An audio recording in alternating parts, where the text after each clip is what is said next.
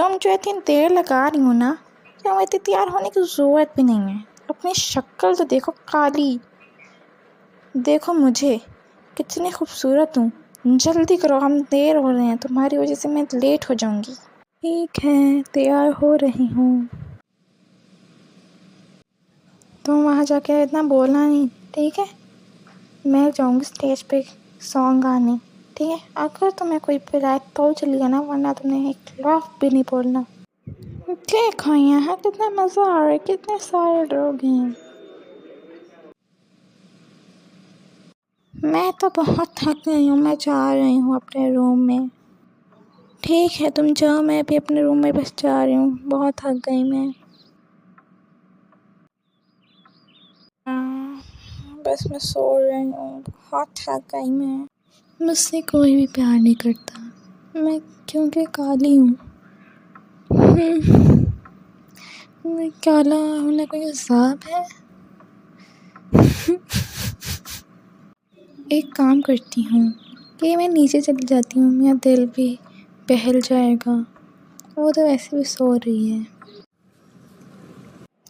Aunty, काफ़ी देर से आपको देख रही हूँ, आप यहीं बैठी हैं। आपको किसी को लेने आना है तो बता दें, मैं उसको कॉल कर देती हूँ। नहीं नहीं बेटा, मैं तो बस यहाँ ताज़ी हवा लेने आई थी। तुमने तो जाना होगा ना, तो तुम चली जाओ। नहीं नहीं आंटी, मैं भी ताज़ी हवा लेने आई थी, क्योंकि मेरे घर में दिल नहीं लग रहा था, तो मैंने सोचा कि मैं बाहर आ जाती हूँ। क्या आपको प्रॉब्लम नहीं होगी तो आप मेरे घर आ सकती हैं? अगर तुम चाहती हो बेटा तो मैं आ जाती हूँ। आंटी, आप मूवी देखना पसंद करेंगी? मेरे पास बहुत मज़े मज़े की मूवीज़ हैं। बेटा, जैसी तुम्हारी मर्जी। चलिए ठीक है आंटी, मैं आपको लेके चलती हूँ। आंटी, अच्छी मूवी है ना, कितने मज़े की मूवी है ना? देखिए इस हीरो को तो कैसे कूद रहा है। हाँ बेटा, बड़ी मज़े की मूवी है। आज तो बहुत मज़े की नींद आई। चलो देख के आती हूँ क्या कर रही है। तुम यहाँ आए, इसको किसने कहा था तुम्हें इनको यहाँ लाने के लिए? तुमने उनकी शक्ल देखी है? तुम पहली काली हो और उनको भी उठा लाई हो। ऐसे बुड्ढे को जाके इनको निकालो यहाँ से, वरना मैं इनको खुद पकड़ के निकाल दूंगी। निकल जाओ तुम यहाँ से। तुमने अपनी शक्ल देखी है? जाओ बुड्ढी। बाजी, आपने क्या किया? मेरी मर्जी, जो भी करूँ था, हमें मसला नहीं होना चाहिए काली। मैं जा रही हूँ इन्हें देखने। जाओ तुम मेरी बला से। सॉरी आंटी, जो उन्होंने आपके साथ किया, मैं उसकी तरफ से सॉरी कहती हूँ। मैंने उसे माफ़ किया। मैंने तुम्हें एक बात बतानी है। मेरा बेटा एक कंपनी का CEO है। उसमें उसको एक एम्प्लॉय की ज़रूरत है। मुझे तुम बहुत टैलेंटेड लगती हो, इसलिए मैं तुम्हें अपने बेटे से मिलवाती हूँ। तुम उस जगह ऑडिशन दे दो। ठीक है आंटी, जैसे आपको बेहतर लगे। हाय, मुझे आपकी मदर ने यहाँ भेजा है। उन्होंने मुझे बताया कि आपको एक एम्प्लॉय की ज़रूरत है। मैं अपनी डिग्री और ये सारी चीज़ें साथ लाई हूँ। आप देख लें और आपने जो इंटरव्यू लेना है मेरा, आप ले लें और फिर आप बता दें। हाँ हाँ, उन्होंने बिल्कुल सही आपको बताया है। मुझे एक एम्प्लॉय की बहुत ज़रूरत है। मैं आपकी ये सारी चीज़ें देखता हूँ, फिर आपको बताता हूँ मैं। A few moments later.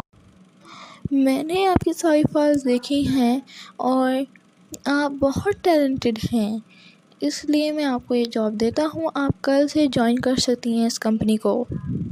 Thank you, मैं भी आपको कल मिलती हूँ।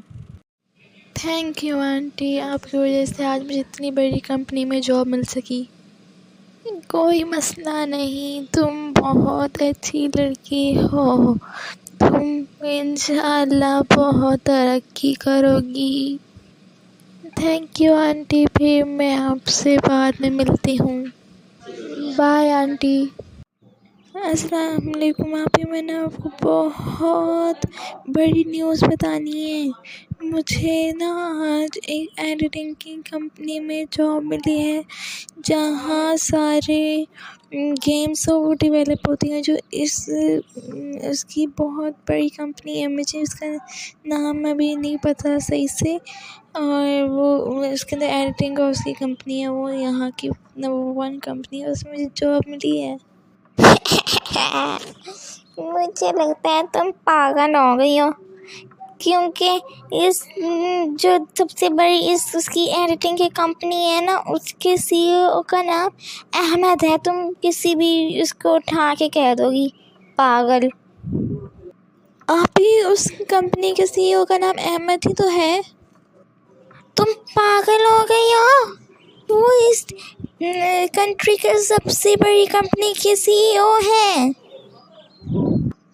चलो मान लेती हूँ तुम्हें वहाँ जॉब मिल भी गई, लेकिन तुम्हें वहाँ कैसी जॉब मिली है, क्या किसने लेके दी है? तुम तो वहाँ जा भी नहीं सकती, तुम कितनी काली हो और वो हो, यकीन ही पैदा नहीं होता कि तुम्हें वो जॉब मिलेगी। चलो मान लिया, लेकिन तुम गए कैसे वहाँ? आप भी, मैं एक बात कहूँगी जो शायद आपको कड़वी लगे, लेकिन जो इस आंटी का मैं उस दिन लेके नहीं आई थी, वो उसी का बेटा था और उसी की कंपनी में एम्प्लॉईज़ रहती, जिसे मैंने वो दिया अपना ऑडिशन और फिर मुझे सिलेक्ट हो गई मैं, और देखिए आज मैं कहाँ हूँ। जैसे आपने इस कहानी में देखा कि मेरी बहन ने बूढ़ी आंटी से कैसे बदतमीज़ी की, तो उसका अंजाम भी आपने देखा। इसलिए हमें कभी भी किसी से बुरी तरीके से बात नहीं करनी चाहिए।